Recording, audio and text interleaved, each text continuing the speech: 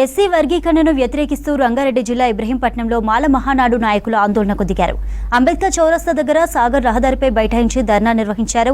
దేశంలో ఏ రాష్ట్రంలో అమలు చేయని వర్గీకరణను మోదీ కనుసన్నల్లోనే తెలుగు రాష్ట్రాల్లో అమలు అయ్యేలా చేస్తున్నారని మండిపడ్డారు మాల మహానాడు నాయకులు. కేంద్ర ప్రభుత్వం కనుసన్నల్లో సుప్రీంకోర్టు మాలలకు వ్యతిరేకంగా తీర్పునివ్వడం ఇబ్రహీంపట్నం మాల మహానాడు పూర్తిగా దీన్ని వ్యతిరేకిస్తుంది, ఖండిస్తుంది, గ్రహిస్తుంది. దయచేసి ఇలాంటి దళితుల్లో అనైక్యత చేష్టలను ఇప్పటికైనా మానాలే.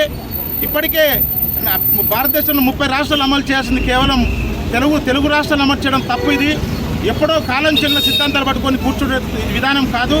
దీన్ని పూర్తిగా మానుకొని రాజ్యాంగంలోని 341 ఆర్టికల్ను అమలు చేసే విధంగా దళితులను ఐక్యపరచాలని చెప్పి వర్గీకరణ చేయొద్దని చెప్పి మాల మహానాడు ఇబ్రహీంపట్నం డిమాండ్ చేస్తుంది. నువ్వు రిజర్వేషన్లను ఇంప్లిమెంట్ చేయి, మేము స్వాగతిస్తాం, మిమ్మల్ని హర్షిస్తాం.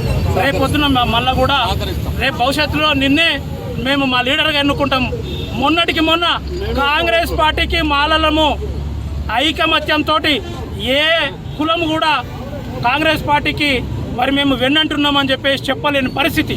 ఇలా మాలలు మాత్రం ఎలక్షన్ ముంగడ మా మాలలను వాడుకొని, మా మాదిగలను వాడుకొని, దళిత కులాలను వాడుకొని ఓటు బ్యాంకు చేసుకొని నువ్వు రాజ్యాధికారం చెలాయించుకుంటా మమ్మల్ని మళ్ళీ మా మధ్యన చిచ్చు పెడదామని అయితే ఏదైతే చూస్తున్నావో ఇది